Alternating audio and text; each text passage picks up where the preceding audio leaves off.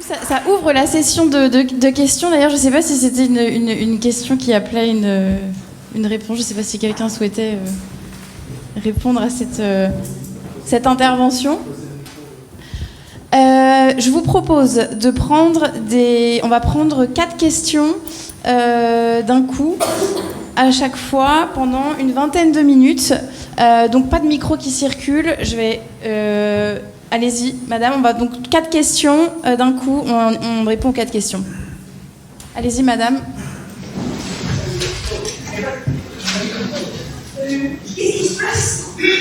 Qu'est-ce qui se passe dans une copropriété? Il y a des appartements mis en location qui sont classés réfugiés. La copropriété, l'assemblée générale ne peut pas voter. Donc, le copropriétaire, le bailleur occupant, le bailleur non occupant, se retrouve avec son appartement F. Qu'est-ce qu'il fait? Très bien. Bouger. Question. J'ai une question. Oui. Si la façade est pleine de décoration haussmannienne, alors que si j'ai bien compris, c'est la source des plutôt par la façade extérieure. Très bien, c'est noté. Merci. Madame. Et n'oubliez pas de vous présenter en prenant la parole, s'il vous plaît.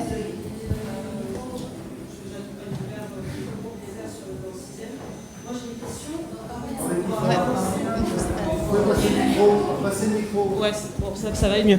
Vous m'entendez maintenant? C'est mieux. On est bien d'accord. Du coup, vous dites qu'on doit avancer l'ensemble des frais. C'est quoi le délai pour obtenir les aides ensuite pour qu'elles nous soient reversées? Et peut-être, j'ai une deuxième question. Comment on estime en fait le niveau d'aide d'une copropriété? Est-ce que la spécificité de chaque copropriétaire, notamment des ménages les plus modestes, sont pris en compte et à quelle hauteur?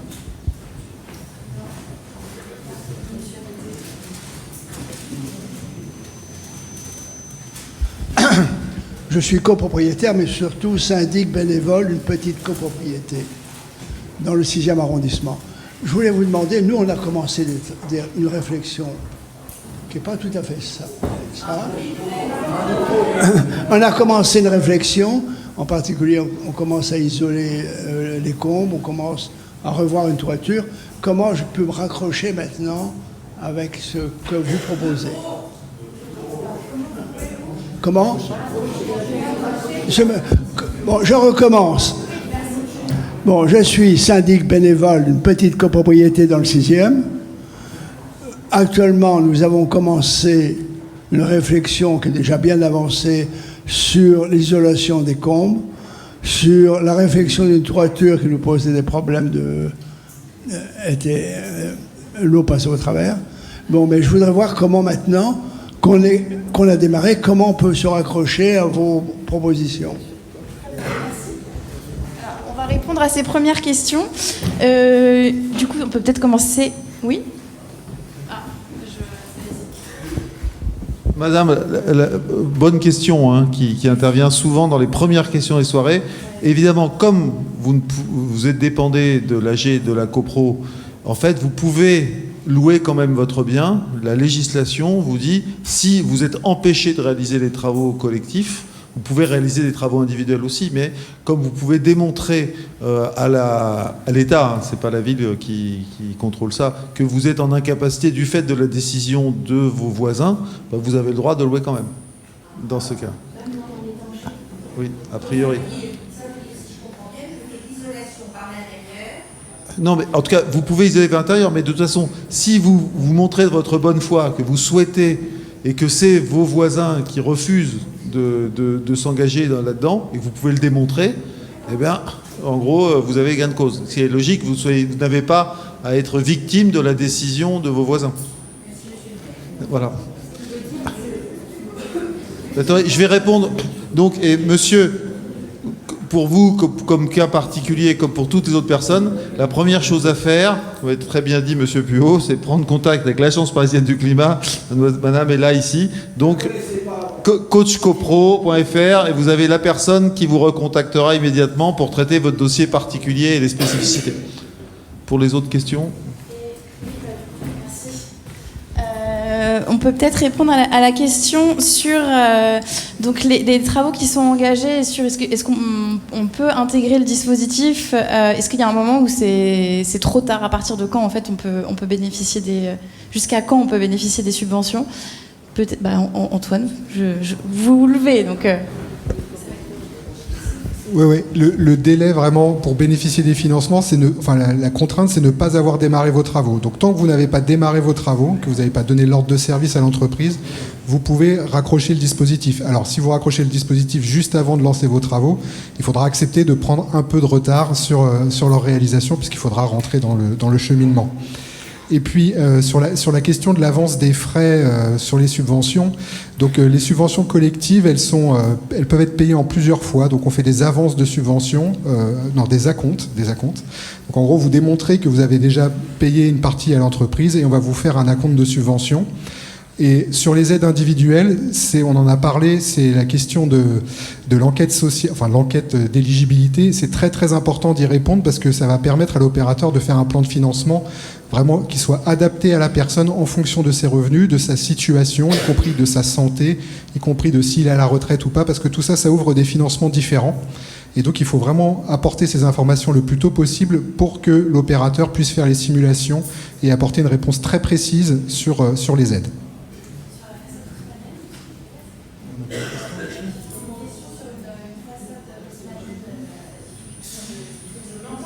Oui, alors sur la façade haussmannienne, les bâtis haussmanniens, effectivement, une façade haussmannienne sur rue, vous comprenez bien que c'est impossible de venir l'isoler, puisque elles sont de très grande qualité et qu'il faut préserver le patrimoine parisien.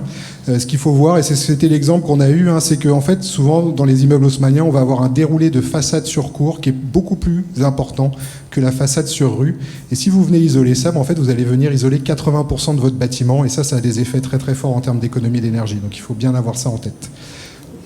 Donc on reprend une série de questions. Je vais passer le micro. On en prend 4-5. Une fois votés les travaux, une fois votés par l'Assemblée générale des copropriétaires, les travaux en question vont donc être besoin d'être financés. Alors on a entendu parler d'un prêt. J'aimerais avoir un peu plus d'informations là-dessus. Et surtout, quel est le délai d'obtention de subventions par rapport à la décision donc, d'engager les travaux et au paiement des entreprises? Merci. Oui, la ville de Paris a-t-elle prévu un dispositif particulier pour les appartements qui sont encore sous loi de 48 ? 150 € pour 70 mètres carrés dans le 6e. Ce sont des appartements qui coûtent plus cher que le loyer qu'on perçoit. Et donc, il faudrait une aide toute particulière pour ces appartements sous loi de 48. Il ne faut pas les oublier, il y en a quand même une dizaine de milliers dans Paris.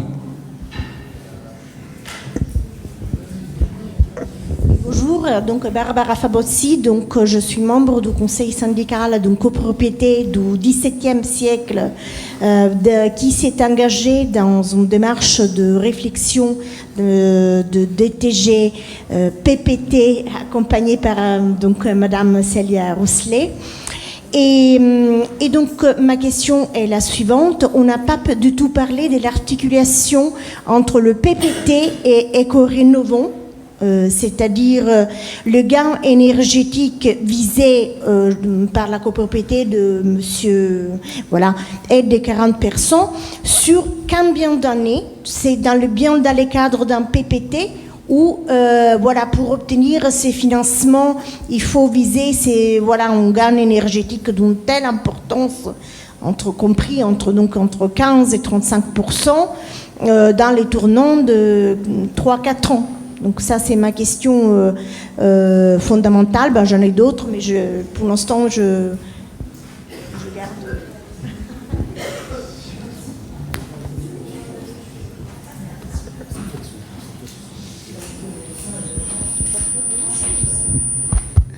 Oui, s'il vous plaît.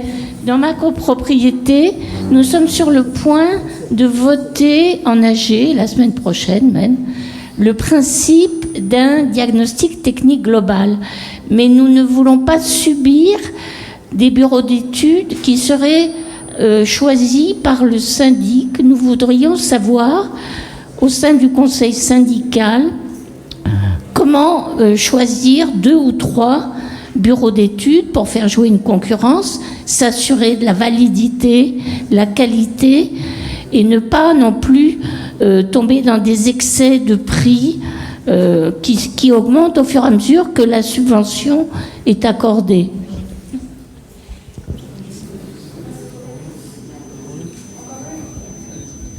Bonsoir. Je voulais savoir les accords que vous aviez avec les ABF, avec les bâtiments de France. Parce que pour tout ce qui est rénovation par l'extérieur, je pense que le principal problème et écueil qu'on va avoir, c'est les bâtiments de France, qui vont refuser pratiquement catégoriquement ce genre de rénovation.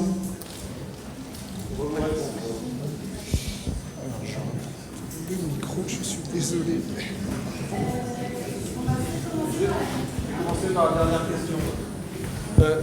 Merci Madame de poser cette question qui est essentielle dans le 6e arrondissement, dans tout Paris, mais en particulier dans le centre de Paris, dans le 6e. Voilà, les ABF, alors, certains d'entre vous savent ce que c'est. Donc c'est des architectes du bâtiment de France, architectes de l'État qui dépendent du ministère de la Culture, donc qui font respecter et qui ont un avis décisionnaire qui s'impose à nous, à tout le monde, à la ville, et qui sont en plus qui ont un pouvoir régalien. Donc ils dépendent pas dépendent d'aucune hiérarchie. Ils décident des choses et puis voilà. Et donc il y en a un pour le 6e arrondissement qui peut interférer sur des projets de rénovation, comme vous le dites à juste titre.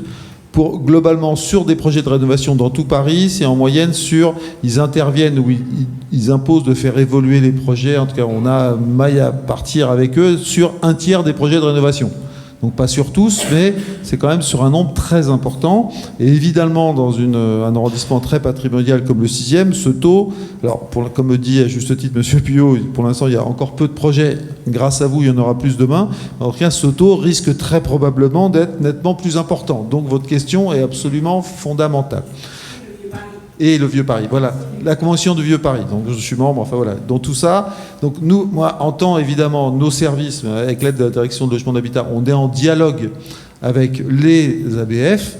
Donc parce que, vous voyez, l'ANA, nous, la ville de Paris aide. L'ANA, donc c'est l'aide du ministère de la Transition écologique, aide. Il ne faudrait pas que les fonctionnaires d'État du ministère de la Culture empêchent la ville et les fonctionnaires, enfin le ministère d'à côté, de rénover. Vous voyez, c'est un peu compliqué, quoi.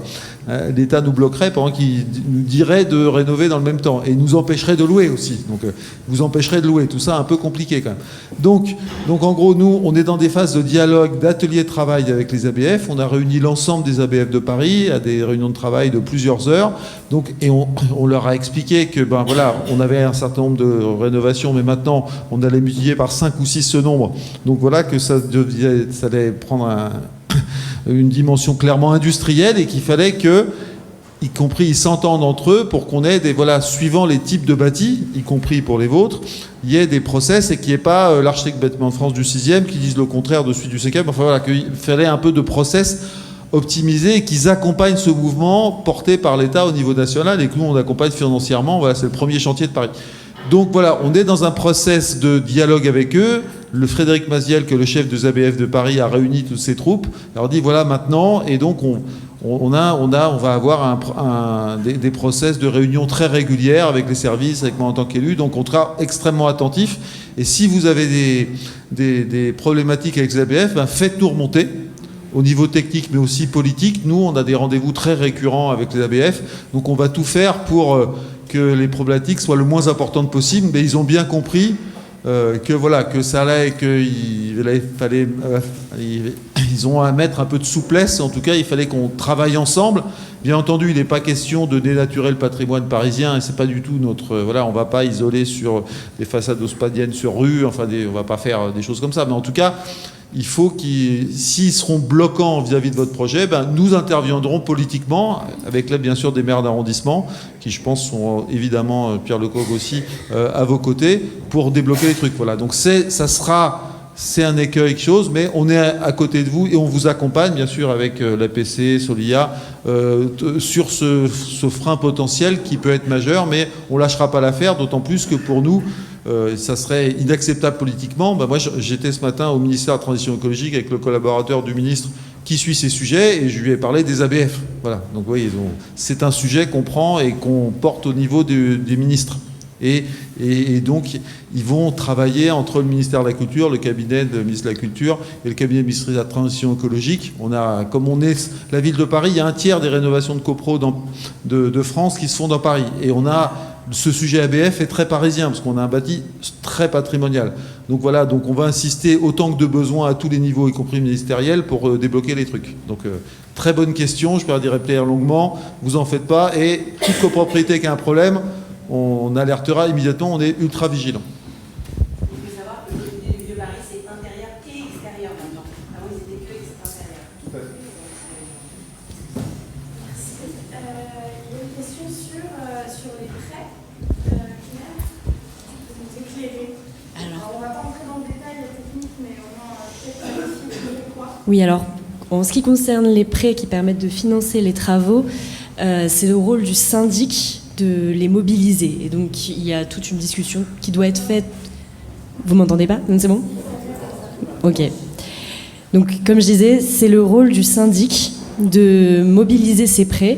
Donc, il en existe différents et c'est avec lui directement que vous pourrez voir pour les mettre en place. Nous, on est là à titre informatif, donc je ne vais pas rentrer plus dans les détails, mais voilà, ça, c'est au rôle du syndic de... Ah oui, et en ce qui concerne la question sur le versement des subventions, mais je crois qu'on y avait déjà un petit peu répondu, il arrive à la fin des travaux, une fois que les travaux, donc le chantier a été réceptionné, on récupère les factures, on les envoie, il y a un dépôt, une demande de paiement de subventions qui est faite, et les subventions sont versées dans les mois qui suivent. Oui, quelques mois, donc voilà. Pour ceux qui seraient syndics bénévoles et qui auraient besoin d'assistance pour monter les prêts, on n'en a pas à parler, c'est pour vous dire qu'il y a tellement de choses dans le dispositif que ce soir, on n'a même pas le temps de parler de l'ensemble des aides proposées. Mais vous pouvez, si vous êtes éligible à l'aide performantielle, vous pouvez bénéficier d'une subvention pour mobiliser une assistance à maîtrise d'ouvrage privée pour faire le montage de ces prêts. Voilà. Pour la formation complémentaire, Célia, peut-être sur la question, il y avait la question de l'articulation entre le plan pluriannuel de travaux et le dispositif, et la question du choix des entreprises, donc des bureaux d'études techniques, et de la confiance qu'on a en son syndic. Oui, donc pour commencer, sur la question du plan pluriannuel de travaux, le PPT, vous n'êtes peut-être pas sans savoir que certains documents vont être obligatoires en copropriété, et même pour certains le sont déjà. Il s'agit du DPE collectif, diagnostic de performance énergétique, et du plan pluriannuel de travaux. Ces deux documents peuvent, sur demande, être intégrés au diagnostic technique global, et même pour bénéficier de la subvention de 5 000 € de la ville de Paris, on demande systématiquement à ce que les professionnels profitent du DTG pour réaliser un DPE collectif et un plan pluriannuel de travaux. Donc voilà, pour parler l'articulation entre le PPT et le DTG, c'est que le DTG inclut le PPT. Et ensuite, sur la question des professionnels, j'ai envie de dire, c'est aussi pour ça qu'on est là. Donc, comme je le montrais, et puis on pourra en reparler aussi, l'Agence parisienne du climat a mis en place un annuaire de professionnels qui sont habitués à travailler en copropriété et à faire de la rénovation énergétique. Donc ça, c'est une chose. Après, donc, que les choses soient claires, moi, mon rôle n'est pas de vous orienter vers une ou même deux sociétés précises. Par contre, vous avez cet annuaire qui est une première base, et à partir de là, moi, je suis aussi là pour vous accompagner à relire les devis et pour être sûr que la prestation qui vous est proposée est complète et cohérente par rapport à votre projet. Donc voilà, moi, je suis pas là pour vous donner des entreprises, pour vous orienter spécifiquement vers une entreprise, mais on cadre tout ça, et vous n'êtes pas laissé... quand vous êtes syndic bénévole, vous êtes accompagné, et vous n'êtes pas soumis aussi à la volonté de votre syndic si vous avez des petits doutes à ce niveau-là.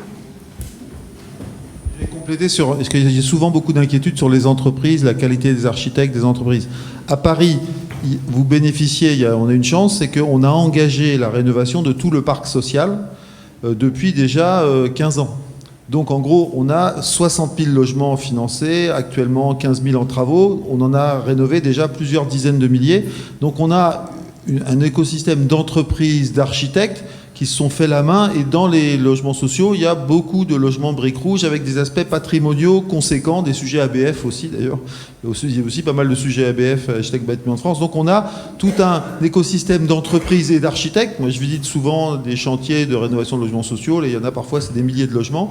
Donc c'est les acteurs des entreprises, architectes. On a des spécialistes. Donc on a dans le panel d'adresses que la PCA, il y a tout un tas d'entreprises qui en font, des grandes entreprises, des moyennes, des petites, mais qui en font depuis déjà 10-15 ans, des professionnels qui ont l'habitude. Donc vous n'arrivez pas, vous êtes...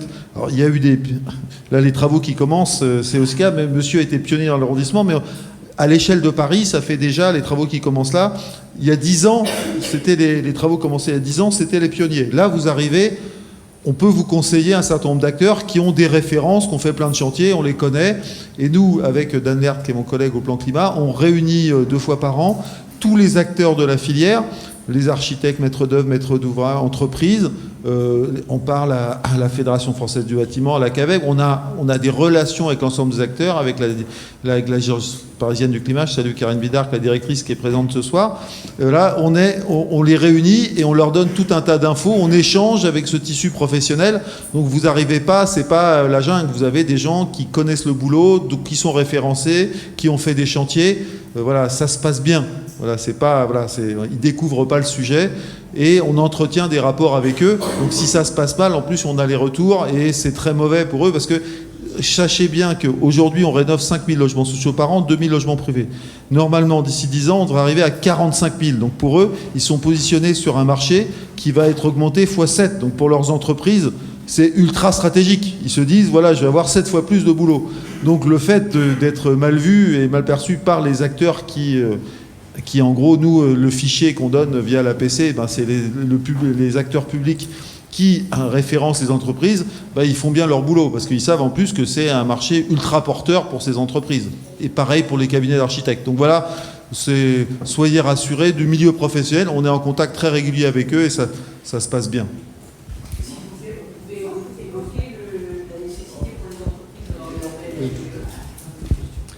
Oui, tout à fait. C'est une exigence des financeurs, c'est que les entreprises doivent être labellisées RGE, donc reconnues garant de l'environnement. Donc c'est un label que toutes les entreprises sérieuses ont aujourd'hui. Et donc comme on l'exige, vous serez déjà orienté vers des entreprises qui savent y faire. Il nous restait une question sur les loyers. Ouais. Et donc c'est la dernière question, mais on viendra tous après dans l'espace derrière pour pouvoir, et vous pourrez venir nous voir et nous poser vos questions plus précisément. Donc, oui, il y a la question. D'accord. Bon, alors je réponds à la question sur les baux de 1948. Alors, ce qu'il faut savoir, c'est que la plus grosse partie des aides qu'on va vous apporter, c'est des aides au syndicat des copropriétaires. Ça veut dire que quelqu'un qui est propriétaire bailleur en bail de 48, il bénéficie au même titre que les autres de ces aides au syndicat, sans autre forme de procès, j'ai envie de dire. Il y a un autre aspect, c'est les capacités de conventionner les logements et de bénéficier d'aides supplémentaires. Alors c'est vrai qu'avec les lois de 48 c'est un peu compliqué parce que les loyers sont très bas et c'est rare qu'un locataire de ce type de loyer ait envie de voir son loyer un peu augmenter, même en échange d'amélioration très importante de son logement. Donc c'est vraiment quelque chose de compliqué. En tout cas, nos aides, c'est des aides aux syndicats et ça veut dire que ça va à tous les copropriétaires. Voilà. Et il y avait donc une autre question. On va prendre une dernière question et après, comme l'a dit Antoine, on vous propose de poursuivre les échanges. Merci bien, Christian Chevalier, je suis copropriétaire d'un immeuble rue de Seine. Ma question, elle porte sur les toits en zinc. Les toits en zinc, ce sont des radiateurs absolument excellents. Ça réfléchit la chaleur dans les cours, dans les rues, dans les immeubles, ça conserve la chaleur, ça chauffe dedans, ça chauffe dehors.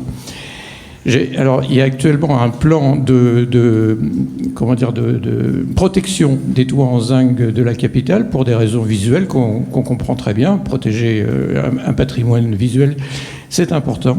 Alors, j'ai demandé à mon syndic, suite à la discussion qu'on a eue hier au conseil de quartier Saint-Germain-des-Prés, j'ai demandé, est-ce que voisine veut faire une terrasse, un îlot de verdure? On en a parlé. Ah non, toit en zinc, vous ne pouvez pas. Est-ce qu'on peut mettre au moins des panneaux solaires? Non, vous ne pouvez pas mettre de panneaux solaires.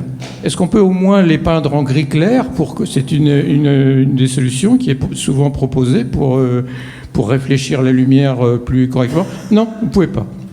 Autrement dit, on est parti dans un plan de protection des toitures en zinc qui est complètement contraire. On est en train de fabriquer, de conserver, de protéger des radiateurs. C'était exactement à l'inverse de ce que vous proposez. Alors ma question, c'est est-ce que l'Agence parisienne du climat, dans la mesure où ce plan va être proposé au PLU, et vous êtes, l'Agence parisienne du climat, vous êtes consulté pour le PLU, est-ce que vous allez vous défendre bec et ongle pour que ce projet qu'il faut conserver, ça je suis d'accord, mais soit conservé dans une version un peu moins intégriste, dans le sens de ce que j'ai dit, permettre une petite terrasse de temps en temps, permettre de mettre des panneaux solaires dessus et permettre éventuellement de les... Est-ce que vous allez vous investir là-dessus? Merci. Bon, finalement, on va prendre encore 2 questions, parce que vous êtes très intéressés. Bonsoir, moi je suis Monsieur Chicli, donc je suis dans la transition énergétique, écologique et économique. J'avais une question. Les pollueurs, vous m'entendez? C'est bon là? Donc une partie des pollueurs peuvent financer ce type de travaux, puisqu'on dit pollueur-payeur. Donc comme Total, comme EDF, comme Engie. Est-ce que vous valorisez les C2E avec eux, ou alors c'est des aides uniquement de la mairie de Paris? Et une dernière question. Alors le premier qui lève la main a gagné. Et ben voilà.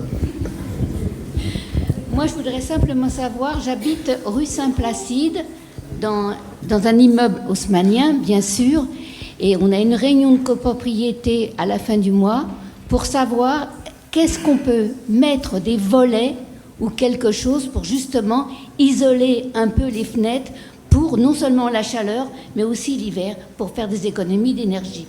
On ne sait pas où s'adresser pour demander l'autorisation. Pourtant, plusieurs immeubles dans la rue ont des volets roulants. Merci beaucoup. Donc après la dernière salve de questions, la dernière salve de réponses. Le sujet des toits en zinc est par nature compliqué. Alors, c'est un sujet de mon collègue adjoint à l'urbanisme, Emmanuel Grégoire, et puis aussi, pareil, c'est des ABF. Hein. On retombe sur la question de madame. Donc voilà. Donc, en tout cas, pour les toits en zinc, il y a le sujet réflectif, tout ce que vous dites et tout ce qui est de plus vrai. Et c'est un problème majeur. Enfin, vous posez des bonnes questions. En tout cas, on peut isoler quand même beaucoup de toitures en zinc, et comme sur les toits, pour l'adaptation au changement climatique et aux canicules, il faut savoir que en période de canicule, 75 à 80% de l'impact solaire sont sur les derniers étages. Donc les risques en termes de santé publique, voilà, sont les habitants des derniers étages. Voilà. Donc c'est très important d'isoler les combles, les plafonds, et de l'isoler si possible. Et c'est pour ça que dans notre dispositif d'aide, on a fait évoluer le dispositif pour vous encourager à utiliser des matériaux bio et géosourcés qui ont des qualités en termes de déphasage pour éviter les prises de chaleur trop importantes dans les derniers étages. Donc vraiment l'isolation, on voit bien, c'est confort d'hiver, mais aussi, parce que malheureusement on risque très fortement de subir des canicules dans les années à venir, c'est aussi confort d'été. Et cette politique de rénovation, c'est très bien pour le climat, puis c'est aussi une politique de santé publique, parce que ça veut dire que si tous les toits sont isolés, il y aura beaucoup moins de gens malades, blessés, avec des pathologies, voire malheureusement qui risqueraient de décéder. On se rappelle la canicule 2003. Donc voilà. En tout cas, pour les toits en zinc, on peut très bien isoler, mais après, c'est très compliqué et on est contraint. On a souhaité. Moi, je suis intervenu comme l'APC, enfin tout l'écosystème, on a intervenu pour essayer d'assouplir au maximum dans votre sens le PLU, mais voilà, on fait ce qu'on peut en fonction des ABF et on est tributaire, comme le disait bien madame. Après, madame, là, pour votre question, contactez l'APC, bien sûr, et contactez la direction de l'urbanisme, la sous-direction du permis de construire. c'est eux les interlocuteurs pour tous les sujets de permis et implantation. Donc, mais vous contactez madame ici présente, qui s'est présentée, l'interlocutrice du 6e. Faut d'autres questions? Oui, Sur les C2E, les C2E, l'essentiel des aides garanties, c'est les aides les plus importantes, les deux principales aides. C'est quand même l'aide de la ville et que Renovons Paris, plus l'exonération de taxes foncières. Et puis, MaPrimeRénov' copropriété. C'est les deux grosses aides, celles que vous avez. Il faut avoir 35% pour l'aide MaPrimeRénov' copropriété. Pour nous, c'est plus facile, c'est 15%. Mais en tout cas, c'est l'aide maximum. Après, le C2E, c'est le bonus qui peut venir en plus, tant mieux. Mais je dirais que, voilà, l'essentiel, c'est quand même... en cherchant, on peut l'avoir. Mais en tout cas, dans la pratique, l'essentiel des aides, c'est quand même, d'ailleurs, des budgets, c'est l'aide de l'ANA et l'aide de la ville, mais qui sont déjà conséquentes et qui ont fortement augmenté, comme on vous l'a expliqué. Et j'ajoute que les opérateurs vous aident à aller chercher les C2E. Pour compléter, les C2E, nous, on va... Solia, donc votre conseiller, va faire des simulations pour voir les montants auxquels vous êtes éligible. Mais après, c'est le rôle du syndic, encore une fois, donc de mobiliser, de faire la démarche pour mobiliser cette aide.